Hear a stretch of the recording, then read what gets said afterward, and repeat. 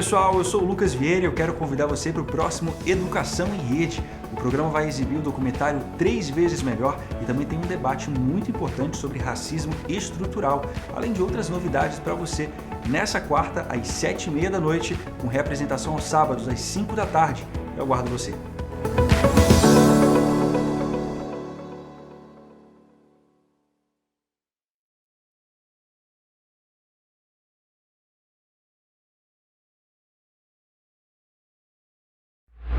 Assista agora a programação de uma parceira da TV Educação, Caminho para o Saber.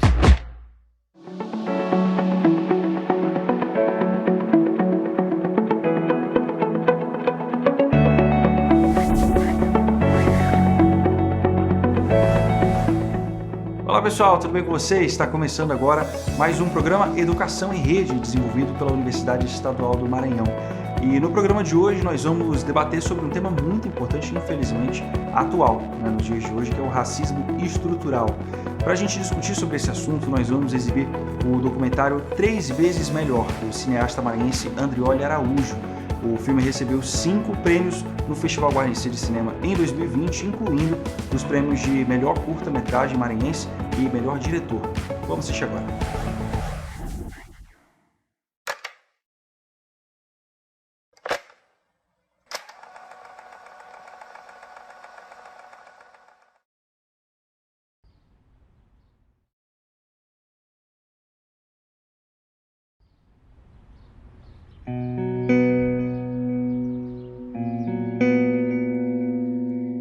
É difícil falar um pouquinho da educação para mim, porque eu vim estudar muito tarde, né? Então, eu sempre ouvia a palavra educação.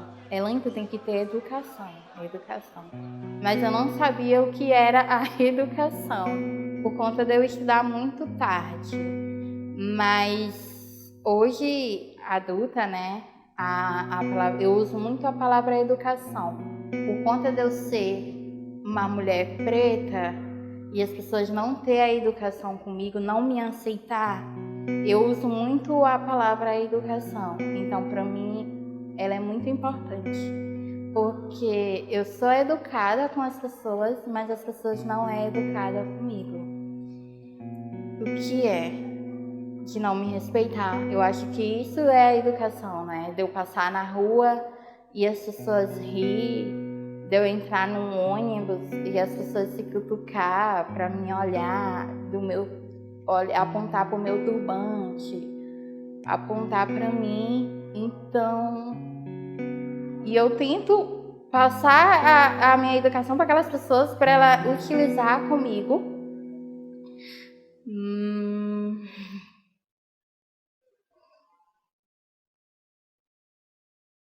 Mas é bem difícil.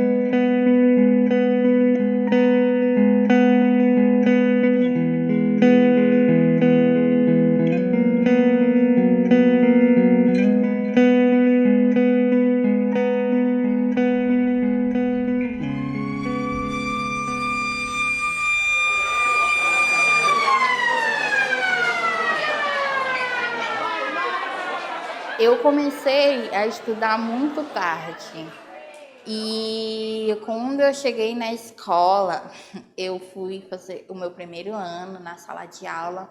Eu conheci muitas pessoas, são minhas amigas até hoje, né? E eu conheci uma pessoa chamada Alanis, que foi a primeira pessoa que começou a falar da minha beleza, de me mostrar a beleza que eu tinha e que eu não reconhecia. Sempre ouvi também que eu tinha que ser 2 vezes melhor, 3 vezes melhor, 4 vezes melhor. Eu tinha que ser muitas vezes melhor e eu não entendia por que eu tinha que ser 2, 3 vezes melhor, porque aquela outra pessoa não, e eu sim. E às vezes aí eu falava assim, Aninha, por tu ser preta, tu tem que ser 2 vezes melhor. E era muito difícil, porque eu não me reconhecia como mulher preta. Para mim isso era tudo uma fantasia. Um dia meu cabelo ia cair, ia vir um liso, a minha pele ia cair, ia entrar uma pele clara. Eu não entendia que eu era preta e eu não me reconhecia. Então, a minha chegada na escola foi muito importante para me reconhecer como mulher preta. E eu me lembro que o primeiro caso que aconteceu foi as minhas amigas postou uma foto comigo e uma pessoa comentou assim, olha, aquela preta ali tá para sumir na foto. E foi a primeira vez que eu me deparei com um preconceito que eu tive que enfrentar ele. Que aí os meus amigos começaram a responder comentários. E aí eu falei assim, meu Deus, eu tenho tanta coisa para me enfrentar. Foi ali que eu me deparei. Na hora eu fiquei sem ação, os meus amigos comentando, e eu sem ação, e eu cheguei em casa, eu contei para minha tia, a minha tia ela é preta também, e ela falava assim, Elane, é assim, tu vai ter que enfrentar. E eu lembro que uma vez a gente estava na sala de aula, minhas amigas todas se maquiando. E aí a minha amiga falou assim, tu quer passar o batom? Aí eu falei, não quero. E aí ela falou assim, tu tem vergonha de ti mesma, porque tu não quer passar nenhum batom. E naquela hora, quando eu escutei aquilo, eu fiquei pensando, meu Deus. E era verdade, porque eu não passava nenhum batom. Tinha vergonha de passar um batom.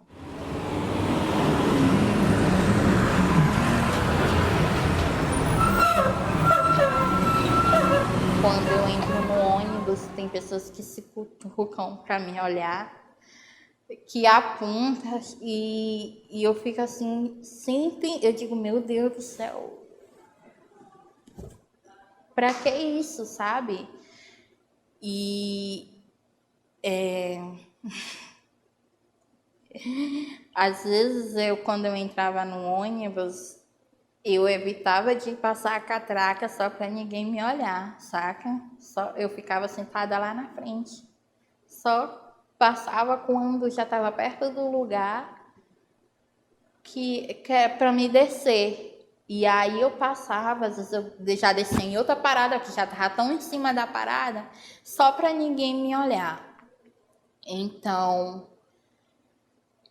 eu acho que se todo mundo se respeitasse, o mundo seria tão melhor. Mas tão melhor mesmo. Tu respeitar uma pessoa preta, tu respeitar uma pessoa gay, tu respeitar uma pessoa gorda, tu respeitar uma pessoa idosa, tu respeitar qualquer pessoa. Não é porque eu sou preta que tu tem que me respeitar. Tu tem que me respeitar porque eu sou uma pessoa e eu tenho que te respeitar porque tu também é uma pessoa e todo mundo merece respeito. Por que tu não pode me respeitar só por causa do meu tom de pele? O que a minha pele tá te fazendo? Qual é o mal que ela tá te fazendo? Ela não tá te fazendo mal nenhum. Só é diferente. E muito bonita. Não significa que a tua é feia. A minha é bonita. A tua é bonita. A de todos é bonita. Então, respeito, ela é uma palavra muito fácil, mas que ninguém faz, né? Algumas pessoas não cumprem essa palavra, respeito.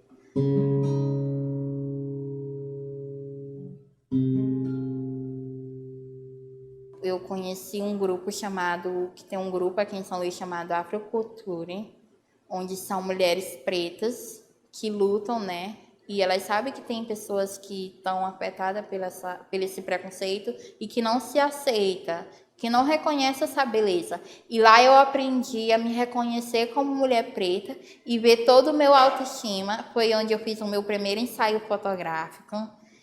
E quando saiu as minhas primeiras fotos, que eu olhei, meu Deus, que preta bonita.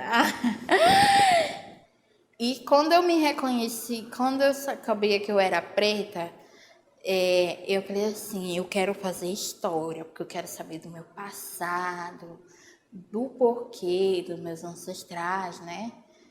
Para me focar mais nisso. Aí eu falei assim, não, depois eu quero dar aula de história também.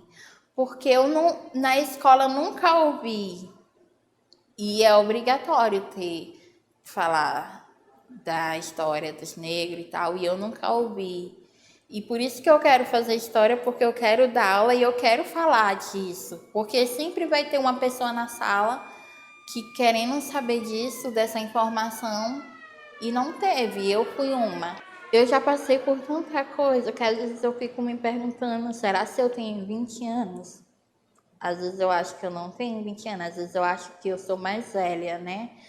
Pelo eu ter saído de casa com 8 anos de idade e ter ido morar em várias casas e ter passado em vários lugares, às vezes eu fico pensando que eu sou mais velha. Eu acho, meu Deus, eu acho na hora que minha mãe foi fazer meu registro, ela errou, porque eu acho que eu sou mais velha. Então, e muitas vezes eu me pegava chorando e eu mandava mensagem para alguém e falava assim, meu Deus, eu quero tanto dormir e não acordar amanhã porque eu não aguento mais, sabe? Eu não aguento mais. E ainda bem que eu tenho sorte de ter amigos para eles me incentivar e falar assim, Elaine, poxa, tu chegou até aqui, por que tu quer desistir agora? E às vezes eu me pego nesse pensamento, sabe? E não é fraqueza. Foi muito difícil para mim chegar até aqui. Mas eu tô concluindo uma etapa, né? Eu tô concluindo o meu ensino médio, que eu pensei que eu nunca ia terminar esse ensino médio. De eu ter e de ir de um lugar para um outro, de um lugar para o outro. Eu pensei que eu nunca ia concluir o meu ensino médio. Aí hoje eu me peguei no meu quarto, eu acordei, meu Deus, amanhã já é minha formatura. Então, se eu tô terminando o meu ensino médio, eu posso ir muito mais além, né? E então, eu não sei, eu sei que eu consegui concluir o meu ensino médio, né? E vou me formar. Mas é isso.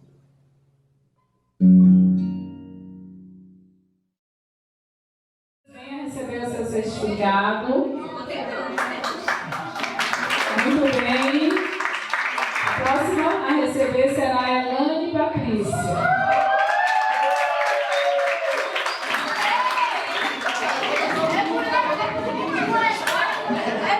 Eles estão muito eufóricos essa noite, ansiosos.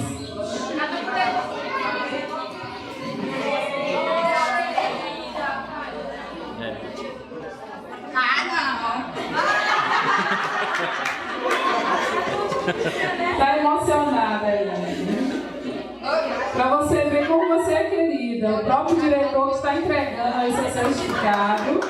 Uma salva de palmas. Próxima será a Érica. Próxima a receber o certificado.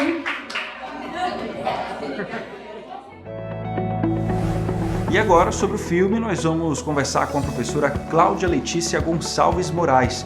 Ela que é doutoranda pelos programas de pós-graduação em Literatura e Práticas Sociais pela Universidade de Brasília e mestra pelo programa de pós-graduação em Cultura e Sociedade da UFMA. Professora, seja muito bem-vinda ao programa Educação em Rede. Obrigada, Lucas. Eu sou a professora Cláudia Moraes, como o Lucas já apresentou. Eu sou professora de Língua Portuguesa e Literaturas da UFMA Campus São Bernardo e trabalho com questões relacionadas à raça, racismo. Sou líder do grupo de pesquisa em Literatura, Alteridade e Decolonialidade, né, sempre pensando essas questões entrecruzadas, né, dos atravessamentos do racismo na nossa sociedade brasileira e na nossa literatura. É isso, professora. Infelizmente, é um assunto que a gente precisa continuar revisitando para a gente ter cada vez mais esclarecimento, né, sobre esse assunto e, quem sabe, um dia a gente conseguir se Deus quiser, acabar, né, com esse tipo de preconceito na nossa sociedade. Agora, no documentário, professora, que a gente acabou de assistir, a gente viu o depoimento de uma garota falando sobre diversas situações de racismo, né, que ela precisou enfrentar. Então, só para a gente começar essa nossa discussão do básico mesmo, queria que você falasse um pouquinho sobre o conceito de racismo e sobre como é que ele pode ser identificado no nosso cotidiano mesmo, né, como a personagem descreveu.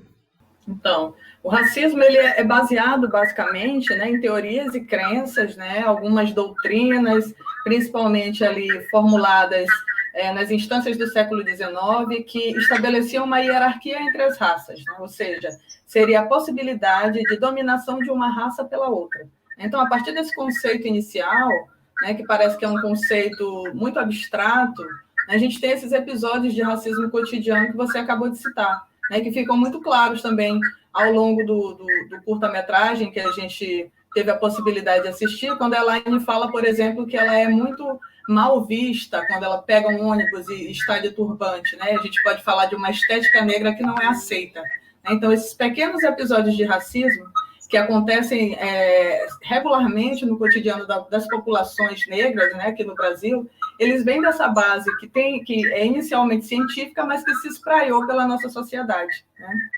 Então, a gente entende esse racismo não só como algo que foi baseado em teorias científicas, mas que realmente permeia as nossas relações no dia a dia, né? Então, a pessoa ser mal vista ou ser tida como feia, né? A gente fala de estética mais uma vez porque é negra, porque tem traços negróis, lábios grossos, né? Nariz achatado. Isso está diretamente relacionado com o racismo científico que foi formulado lá atrás, né? Pensando numa possível eugenia da população brasileira, que nunca chegou a se concretizar, mas o racismo continua, né? É um racismo cotidiano que nos afeta. É isso. Entendi, professora. Agora, existem vários tipos de racismo, né? Não necessariamente só a ofensa é caracterizada como racismo. Você consegue elencar para a gente alguns desses tipos diferentes de racismo para a gente ter em mente e saber identificar com mais facilidade? Eu acho que no próprio filme, né, se a gente pensa na linha do tempo que o filme traça, a gente tem bastante isso, né? Então, existe, claro, uma diferença entre injúria racial e a prática do racismo, mas, de um grosso modo, né, de um modo geral, a gente pode considerar racismo esses episódios, né, que ofendem é claro, a gente está falando de racismo contra as populações negras, mas a gente pode pensar em outros povos racializados, como os asiáticos, por exemplo, né, que sofrem esses episódios de racismo por conta do seu fenótipo, né? Quando a gente fala de fenótipo, a gente está falando de textura do cabelo, cor da pele, né, traços fenotípicos do rosto. Então, a própria Elaine, que é uma menina ali no filme, a gente consegue perceber uma menina negra retinta, né, de pele muito negra, e ela vai relatando ao longo da experiência dela, né, uma menina que, inclusive, não teve, de logo, acesso à educação, inclusive deve ter sido por conta disso, né, cor de pele, porque isso também indica classe social. A gente sabe que, no Brasil, as classes que são mais baixas, né, consideradas dos baixos estratos, elas têm cor, né, e geralmente são pessoas negras que fazem parte desses estratos sociais, né? Então, o próprio acesso à educação formal, como é o caso da Elaine, ela terminou o filme se formando no ensino médio, né, que é uma cena muito bonita, mas como isso incide realmente na vida das pessoas negras, né? Acesso à educação, acesso ao trabalho formal, acesso por exemplo, emprego com carteira assinada, tudo isso passa pelas instâncias do racismo, como você falou, Lucas, anteriormente, que é também um racismo estrutural, né? Estrutural e estruturante da nossa sociedade, né? A nossa sociedade, a sociedade brasileira, ela é baseada, né? Ela é constituída em cima desse racismo que incide sobre a vida das populações negras, né? Negras, as nossas vidas. Agora, professora, eu queria fazer uma pergunta bastante ampla, né? O Brasil é um país racista? Olha, isso daí é a pergunta que talvez os brasileiros não queiram se confrontar, né? Mas, de fato, nós somos um país bastante racista. E aí eu posso, claro, citar vários episódios como exemplo, mas eu vou citar um mais recente, que foi o assassinato de uma jovem, que todo mundo deve ter ouvido falar, né? Principalmente pelas redes sociais, uma jovem negra que foi visitar a avó, estava grávida de 4 meses, né? E foi alvejada na rua, né? Então, houve um confronto policial, a gente não sabe direito o que houve, né, na cidade do Rio de Janeiro, e e essa moça, ela foi acidentalmente, né, como a gente fala, as balas perdidas que só acham os corpos negros, essa moça, ela foi morta, né? Então, simplesmente por existir, né? Porque ela não estava cometendo nenhum tipo de crime, estava na rua, indo visitar a avó e foi alvejada, né? Foi acometida pelo que a gente chama de racismo de Estado. Então, obviamente que a gente pode falar que o Brasil é, sim, um país bastante racista. Eu não falo só de violência policial, mas eu falo de outras instâncias também da nossa sociedade.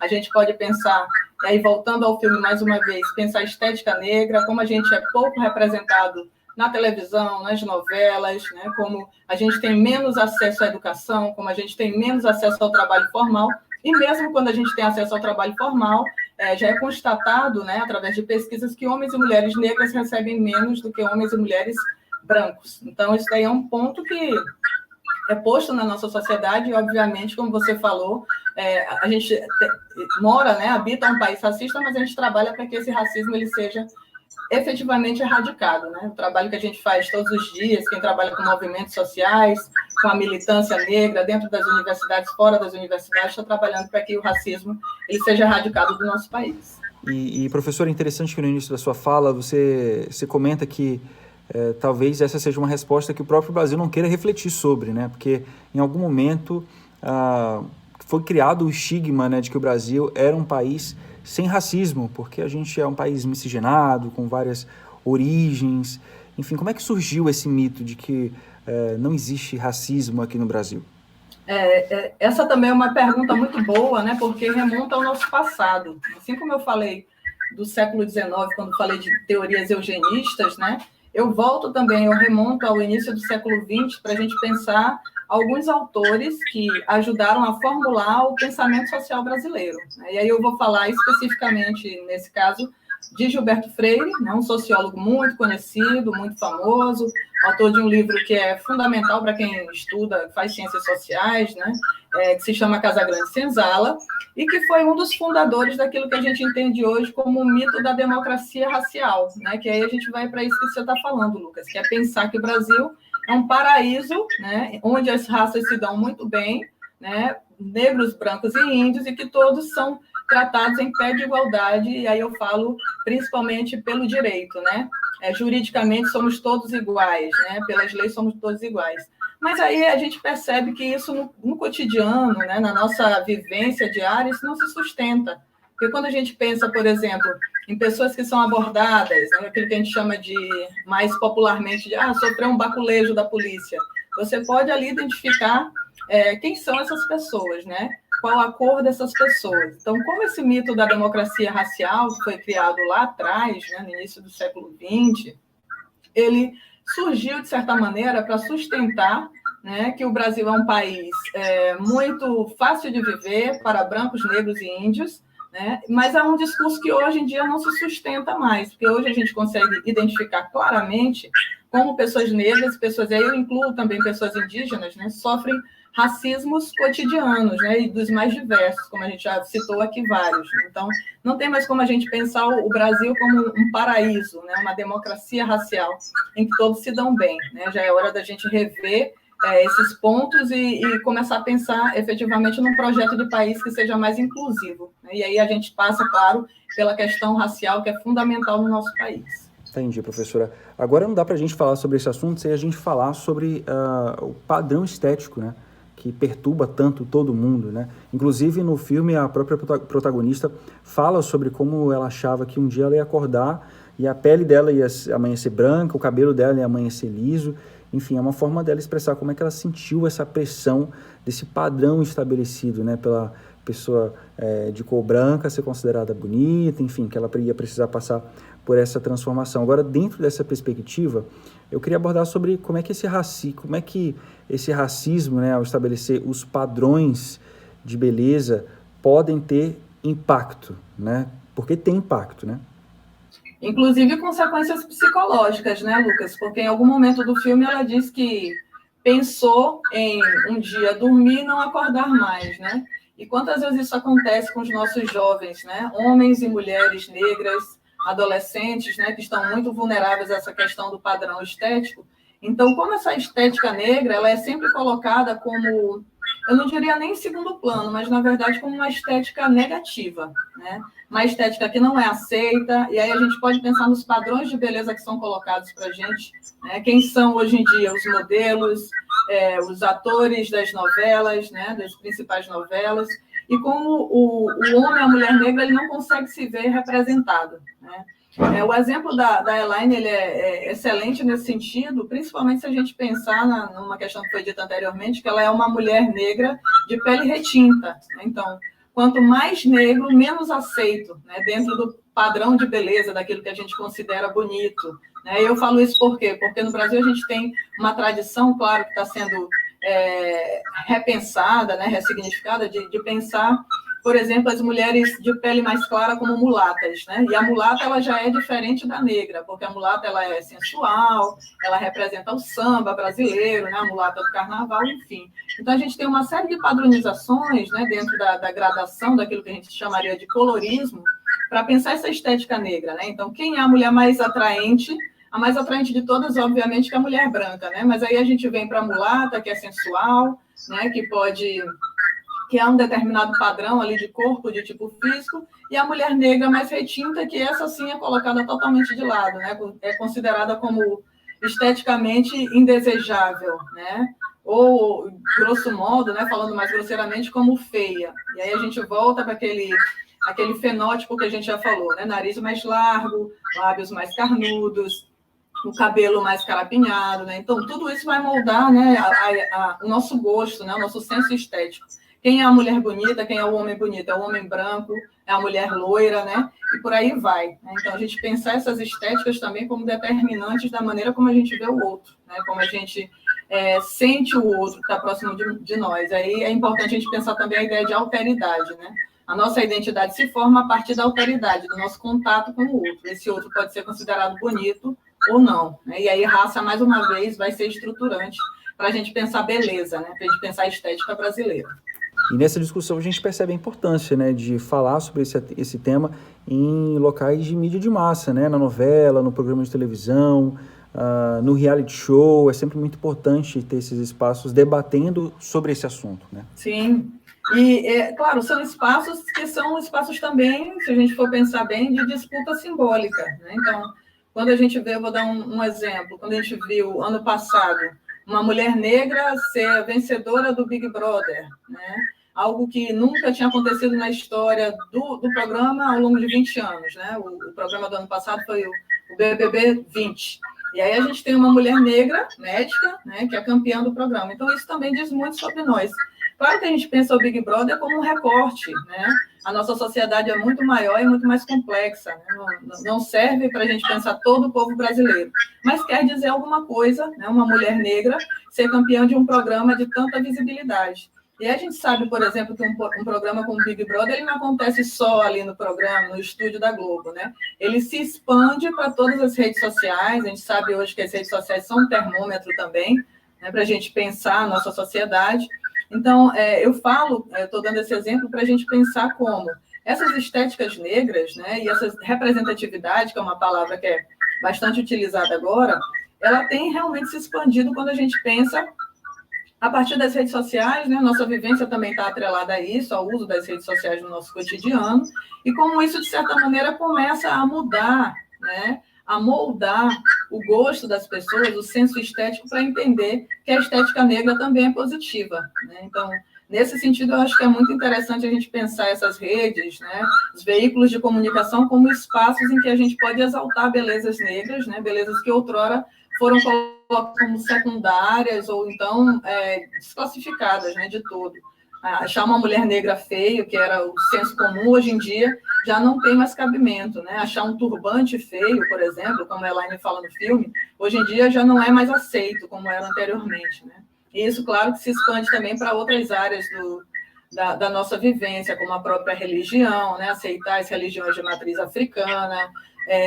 Então, a gente tem uma gama de elementos que formam aí, que moldam a nossa sociedade, que passam também pela questão da raça, né, e da positivação dessa raça, né, de entender a raça negra como uma raça também que tem elementos que são positivos. Você citou o programa agora, eu não podia deixar de trazer essa discussão também, porque a gente precisa falar sobre isso, porque no programa um participante negro, né, foi vítima de uma piada racista, e no próprio documentário que a gente acabou de assistir, a protagonista fala, né, sobre como ela também precisou enfrentar piadas, comentários maldosos, enfim, principalmente sobre o turbante que ela usava, né? Então, queria que você comentasse um pouquinho sobre esse tipo de racismo, né, que acaba se mostrando nesses comentários desnecessários, nessas piadinhas que, para quem não sofre, né, racismo, acaba sendo feito com esse olhar despretensioso, mas que no final das contas carrega um racismo estrutural, né? Sim, principalmente a autoestima, né? A gente está falando, claro, de uma população negra, mas também estamos falando de indivíduos, né? Eu lembro desse episódio que aconteceu com um integrante, e ele ficou muito magoado, né?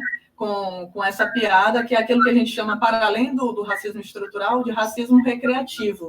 Né? Então, o seu cabelo, eu não vou lhe xingar diretamente, lhe ofender, mas eu vou fazer uma piada com o seu cabelo, eu vou fazer uma piada com o seu nariz, e se você não aceitar a piada, você é que não entendeu, né? Você é que não entrou na graça ali do momento. E aí o brasileiro, ele faz muito isso, né? Esse próprio conceito de racismo recreativo é muito interessante para a gente pensar como a gente ofende as pessoas através daquilo que a gente chama de brincadeira, de piada, né? E como isso acontece também cotidianamente. Né? Eu trouxe até um livro aqui, deixa eu mostrar para vocês, que é esse aqui, que é muito bom.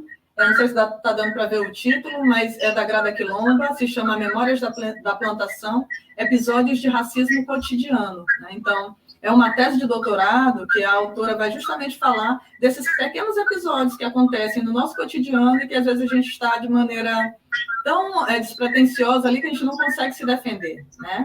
Então, o participante, ele não conseguiu responder na hora, né? Ele ficou super ofendido, ficou triste, ficou magoado, mas ele não conseguiu dar a resposta que ele queria. Então, quantas vezes nós somos pegos desarmados por essas piadas que têm teor racista e que a gente não sabe como responder nesse momento, né? No momento em que acontece. Então, é importante a gente tocar também nesses pontos, né? O racismo, ele é muito complexo, ele é muito sofisticado, né? E ele atua em várias frentes. Às vezes você faz uma piada sobre mim que eu não gosto, eu não tenho como responder, porque senão eu vou passar não tem senso de humor, entende? Então, são muitos pontos que ligam esse racismo, né, e que mostram como essa nossa sociedade, que não se quer racista, ela se mostra racista nos pequenos detalhes, né, nos mínimos detalhes das nossas vivências. E é um racismo presente desde esses comentários maldosos até a violência extrema, né? Você estava citando, você acabou de falar, né, fez essa colocação que realmente resume muito bem, né, que são balas perdidas que encontram sempre os corpos negros, né, porque a gente também fala de violência, né, existe uma violência brutal aí fora e que muitas vezes não é mostrada, muitas vezes não é vista, mas que existe. Isso. E aí, claro, para exemplificar também, Lucas, mais uma vez, né, a gente é muito pautado pelo que a mídia nos passa e a gente, obviamente, não tem acesso a tudo, mas complementando esse episódio em que aconteceu que a moça, a Kathleen, ela foi vitimada por uma bala perdida na semana passada no Rio de Janeiro, outras 2 mulheres, no bairro do Curuzu, em Salvador, na Bahia, morreram nas portas de suas casas, também numa ação policial violenta, né? Elas estavam conversando na porta de casa e mais 2 balas perdidas acharam 2 corpos negros, né? Por coincidência também de mulheres negras, que é um ponto que é importante a gente pensar como essas mulheres negras também são vitimadas pela violência policial, né? Então, se a gente acha que são só homens negros que estão envolvidos com a criminalidade, na verdade, nós estamos enganados, né? Porque a gente tem pouco acesso aos dados, pouco acesso aos números. As mulheres negras também têm sofrido muitas violências, né? Têm sido vitimadas por essa violência policial. A gente fala do micro, que é desde o racismo recreativo, até o macro, né? Que a gente sofreu uma violência da polícia, né? Se pensar que nós somos cidadãos que pagamos as nossas contas e os nossos impostos, né? E a polícia é paga por nós somos assassinadas pela polícia do Estado, né? A gente parece que está num país impensável. Lógico que eu não estou falando só do contexto do Brasil, mas especificamente do nosso país, que eu tenho mais conhecimento, mas esses episódios de violência policial, eles acontecem aí ao redor do mundo todo, né? Vocês devem estar acompanhando os casos, por exemplo, de George Floyd, ano passado, que teve sua conclusão esse ano, mas como a polícia, de uma maneira geral, parece que é treinada para vitimar esses corpos negros, né? E como a gente, entendendo isso, tem que buscar estratégias para também poder nos defendermos, né? Agora, professora, já puxando esse gancho aí da estratégia que você falou, É uma pergunta bastante difícil de responder, né, imagino, mas existe algum tipo de política pública, algum tipo de atitude, enfim, que a gente possa usar para combater o racismo com mais força? A gente ainda está muito longe do ideal, mas a gente está caminhando, né, correndo atrás de chegar pelo menos próximo, né, desse horizonte de possibilidade. E aí o horizonte de possibilidade que eu falo, obviamente, não é que os negros se tornem, como se fala comumente, empoderados, né, ou enriqueçam, não é isso, né, é a questão da vida digna, né, você poder sair na rua e saber, por exemplo, que você não vai ser abordado pela polícia por conta da sua raça, né, por conta da sua cor de pele. Então, o que eu acredito que seja necessário, que muitos movimentos negros já fazem, né, e óbvio que a gente pode estender isso para toda a sociedade, é pensar realmente em formação política, né, nos entendermos como sociedade. Eu vou fazer um chamado aqui que eu acho que é importante, né, vou aproveitar esse espaço para isso, mas a gente fala muito de questões raciais e a gente vê pessoas negras, óbvio que é o nosso lugar de fala, né, para a gente debater essas questões, mas os brancos, aquilo que a gente chama comumente de branquitude, ela também tem que se envolver, né, tem que estar implicada, e dentro daquela frase que parece que é comum agora, que as pessoas têm falado muito, mas é importante que seja uma prática, né? Não basta você não ser racista, né? Você tem que ser antirracista. Então, você, pessoa branca, né, que está... vê um coleguinha sendo vítima de piada, o próprio caso da Elaine no filme, né? As pessoas viam ela sendo motivo de piada. O que foi que fez o chamamento da Elaine? Foi uma amiga dela dizer, olha, não aceite esse tipo de piada com você, né? Nós que somos negros, o próprio título do filme, 3 vezes melhor, nós temos que ser 3 vezes melhor em tudo, né? Para termos visibilidade, para alcançarmos educação, para termos bons empregos, né? E nós não somos também motivo de piada. O meu nariz não é motivo de piada, o meu cabelo não é motivo de piada, né? O meu modo de ser, a minha trança, né? Meu cabelo trançado não é motivo de piada.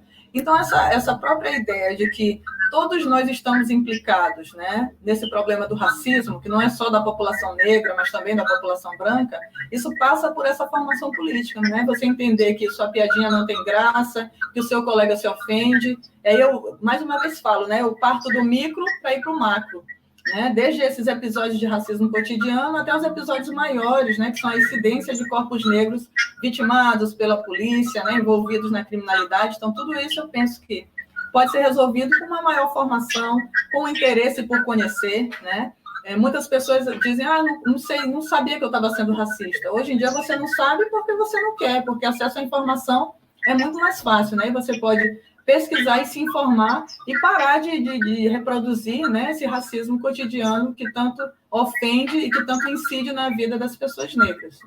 E, professora, nisso da gente procurar, né, mais conhecimento sobre as nossas práticas racistas e as coisas que a gente precisa mudar, a gente acaba descobrindo que tem muita coisa no nosso dia a dia que é racista e a gente nem percebe. E aí entra a questão do vocabulário, né, de palavras que a gente usa no dia a dia e que tem um teor racista. Por exemplo, vou pescar aqui, a gente tem, por exemplo, programa de índio, inveja branca, lista negra, a gente tem negrinha, que é uma palavra que regional que a gente usa muito, né? Então, como é que a gente pode promover algum tipo de conscientização sobre essa mudança que a gente precisa fazer para eliminar essas práticas racistas do dia a dia da gente?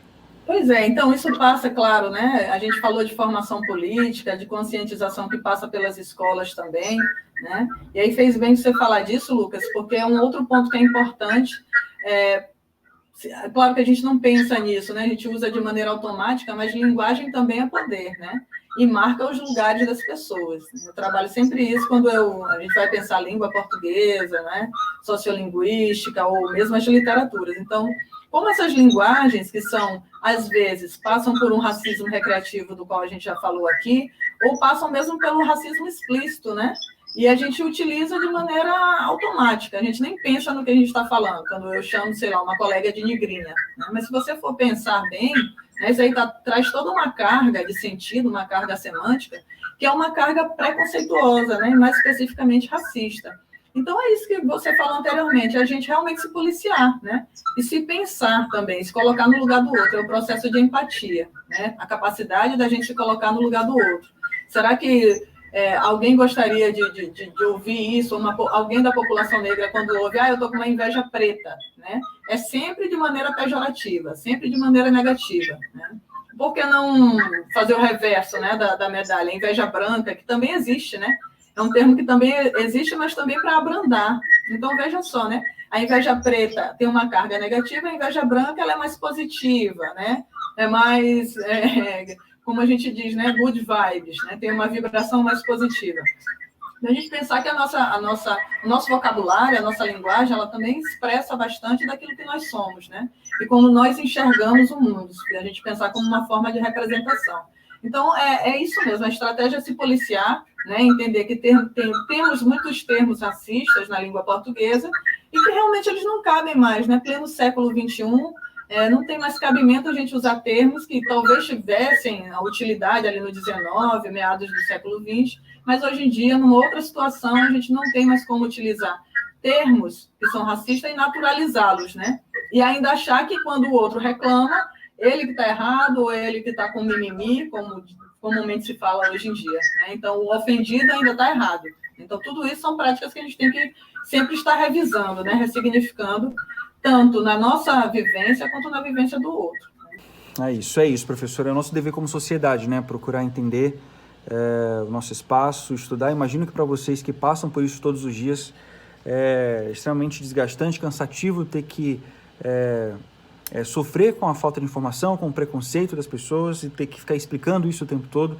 Eu acho que é nosso dever como sociedade buscar essa evolução e corrigir isso que está muito errado, né? Então, acho que é um dever de todos nós. Espero que esse espaço aqui tenha servido para promover essa reflexão. Com certeza, suas falas, né, extremamente bem colocadas, com certeza ajudaram a orientar, esclarecer a todo mundo que assistiu sobre esse tema. Agora, você tem algum recado final para o pessoal? Então, eu queria elogiar, na verdade, o filme. Eu acho que é um curta-metragem que traz muitas questões, né? São 11 minutos ali de filme. Quero parabenizar os realizadores, porque ali é um momento da gente pensar uma série de coisas, né? Claro que a gente fala de estética, tem alguns pontos que são mais preponderantes, né? Mas tem uma série de relações ali envolvidas que envolvem não só estética, mas educação, né? Acesso à educação, acesso à cidadania, né? Porque a educação também nos proporciona cidadania, né? Então, tem elementos ali que são importantes e que devem ser debatidos mesmo em sala de aula, né? Ou mesmo fora da sala de aula.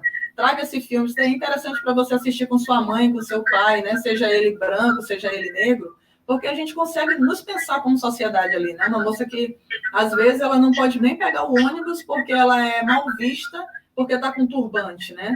Ou uma moça muito jovem que pensa em dormir e não acordar mais porque sofre racismo cotidianamente. Então, não é só uma questão que é trazida pelo filme, são várias, né, para a gente se pensar, como você falou, Lucas, como sociedade, né? E tentar, a partir daí, de certa maneira, progredir, né? No momento em que a gente está com os ânimos muito acirrados, né? Mas pensar realmente a partir desse lugar que pensa o outro, né? Esse lugar de empatia, que é se colocar a partir das dores, das vivências, né? Se colocar no lugar do outro, que eu acho que é um pouco que está faltando para a gente, né? Para a nossa sociedade brasileira nesse momento. Acho que é esse o recado final que a gente deixa e assistam o filme, que é muito legal. Tá aí, obrigado, professora. A gente conversou agora com a professora Cláudia Moraes, esclareceu muito sobre esse assunto. Segue o programa. Tá aí, bem legal, né? Agora, depois de assistir esse debate, se eu fosse você, eu voltava lá para rever o filme e perceber alguns pontos que foram abordados, né, nesse debate. Você quer rever? 3 vezes melhor está disponível gratuitamente na internet. É uma oportunidade de assistir ao filme novamente, observar alguns pontos desse debate, além, claro, de valorizar o cinema maranhense. Agora a gente vai exibir uma reportagem bem legal sobre um projeto de extensão da Universidade Estadual do Maranhão sobre ambientes saudáveis na universidade e práticas sustentáveis para a comunidade. Vamos ver. Nesta edição, o programa UEM Extensão traz o projeto Ambientes Saudáveis na Universidade e Práticas Sustentáveis para a Comunidade.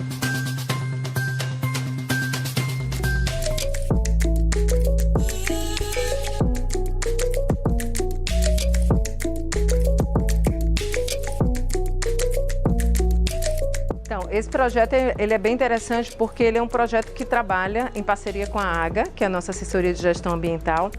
Mas, para além disso, a gente quis implementar, a gente quis exatamente mostrar a ideia do que hoje se propõe às ODS, que é o desenvolvimento sustentável, né, os Objetivos do Desenvolvimento Sustentável.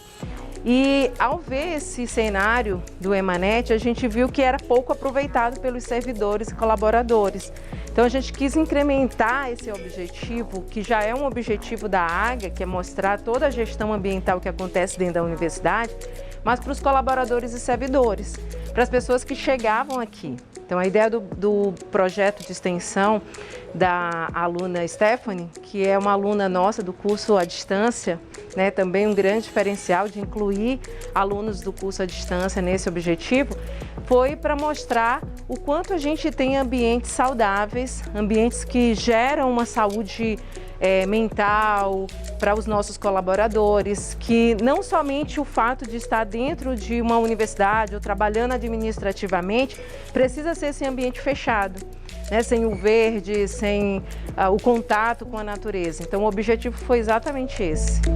Estamos aqui com a bolsista Stephanie Caroline. Olá, Stephanie, tudo bem?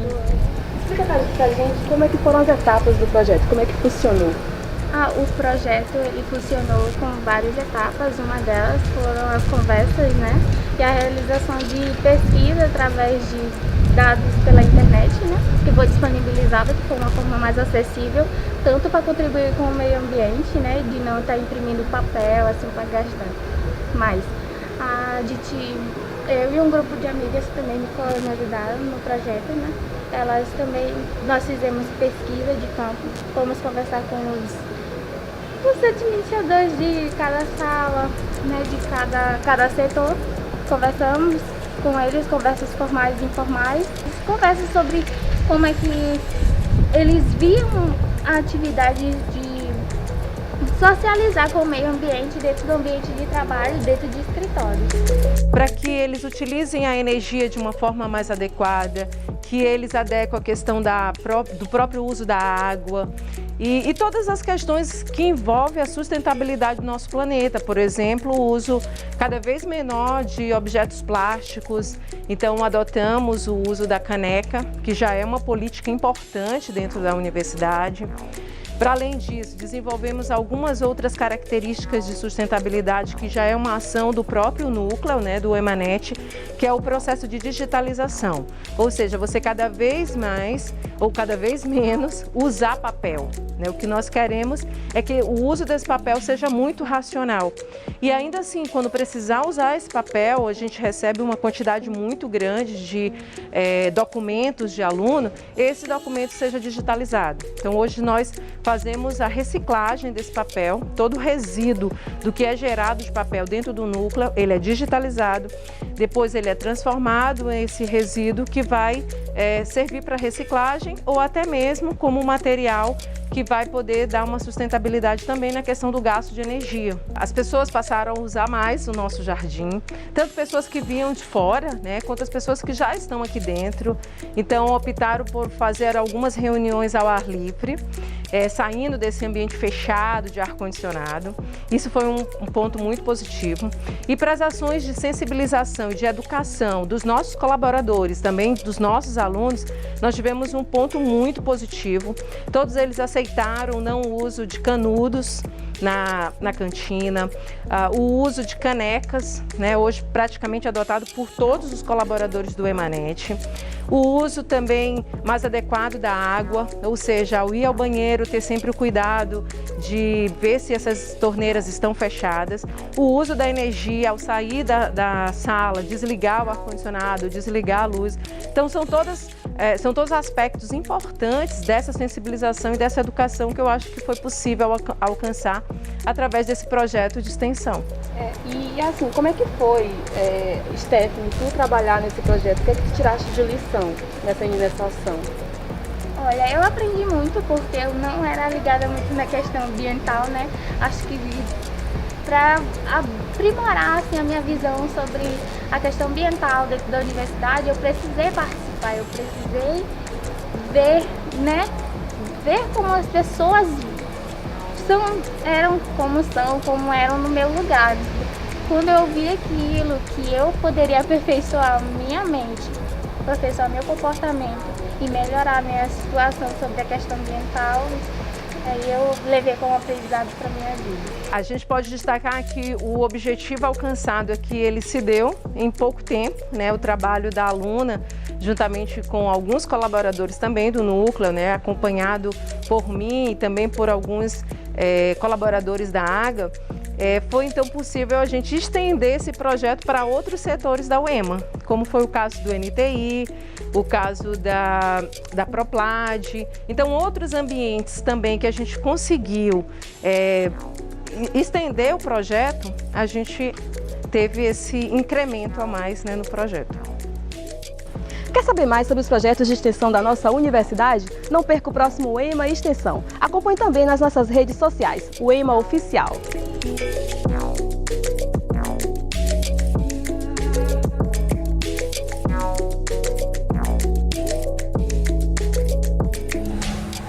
Tá aí, pessoal. O papel da universidade também é ficar perto da comunidade, né? Aqui a gente sempre vai trazer essas ações da universidade que são bem legais. E como já faz parte da programação aqui do Educação em Rede, nós sempre trazemos aí uma dica de livro, né? E hoje nós vamos trazer uma dica do ator que ficou muito conhecido em uma comédia de grande sucesso aqui no Maranhão. A gente está falando de Herlanes Duarte, do filme Moleque Tá Doido. Então vamos lá saber qual foi a indicação dele.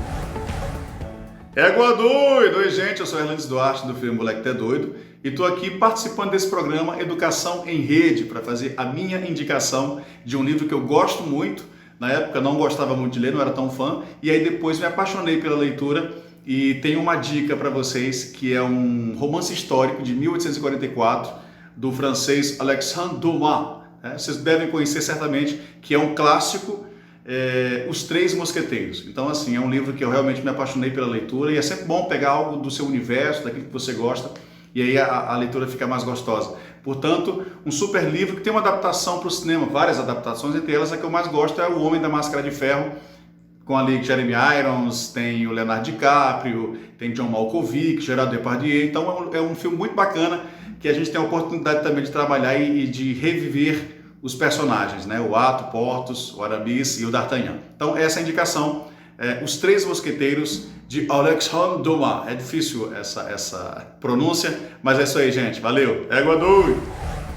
Tá aí, bem legal, né? E uma curiosidade sobre essa obra, Os Três Mosqueteiros, que o Herlanes acabou de indicar, é que ela foi publicada originalmente em capítulos em um jornal francês, né, de março a julho de 1844, um sucesso até hoje. Como o Herlanes mesmo falou, teve várias adaptações aí para o cinema, até mesmo aqui no Brasil, com a Turma dos Trapalhões. Então, fica essa dica aí para quem gosta de uma literatura de aventuras.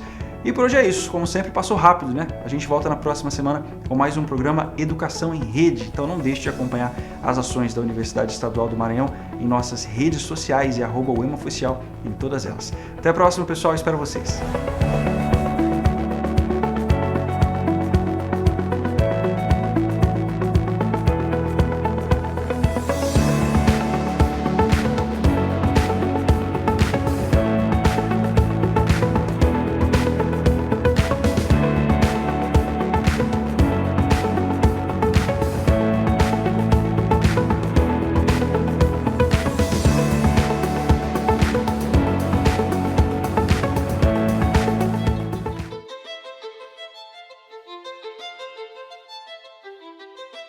Tudo começa pelo primeiro degrau. Os ambientes estão em constante transformação e poder acompanhar as mudanças faz parte do processo de evolução. Hoje, a sala de aula mudou e virou a nossa casa. Professores precisam se adaptar à nova realidade, mas não precisam passar por isso sozinhos. Quem quer chegar ao topo não pode apenas ficar esperando. É preciso subir degrau por degrau. Escada. A plataforma de cursos abertos da UEMA é um caminho rumo ao topo, mas principalmente rumo à transformação, aprimoramento profissional, crescimento pessoal. A plataforma aproxima as pessoas dos seus objetivos. Cursos livres online que desenvolvem a competência em diferentes áreas. Mais de 400 mil usuários em todo o território nacional e em outros 59 países. Escada. Experiência e eficiência compartilhando conhecimento e qualificação. Uma plataforma interativa e de fácil acesso, inovadora no uso das tecnologias e atualizada constantemente. A pandemia alterou a vida de milhões de pessoas. Professores e alunos dormiram em um mundo e acordaram em outro completamente diferente, com novas demandas e exigindo novas habilidades. Ficar parado no meio da escada não é uma opção. Buscar o aperfeiçoamento profissional é o caminho. Um caminho que não precisa ser trabalhado sozinho. CAPES e UEMA unidas em prol da educação. Uma parceria que vai ampliar as oportunidades de formação docente. É a expertise da UEMA em desenvolver alternativas inovadoras por meio da plataforma Escada, aliada ao compromisso da CAPES com a formação continuada de professores. 2 instituições por uma educação melhor e mais qualificada no Brasil. 300.000 vagas. 5 cursos especialmente idealizados para os professores, gratuitos e com certificação, com foco na nova realidade que é aprender, trabalhar e evoluir. Mesmo que não saibamos quando tudo isso vai passar, podemos pelo menos ter uma certeza, a de que um dia tudo isso vai passar. E até lá, a CAPES e a UEMA serão promotoras do conhecimento, do aprimoramento, do aperfeiçoamento profissional e, é claro, da formação de professores. Enquanto houver esperança, sempre haverá um caminho, degrau por degrau, até o topo da escada.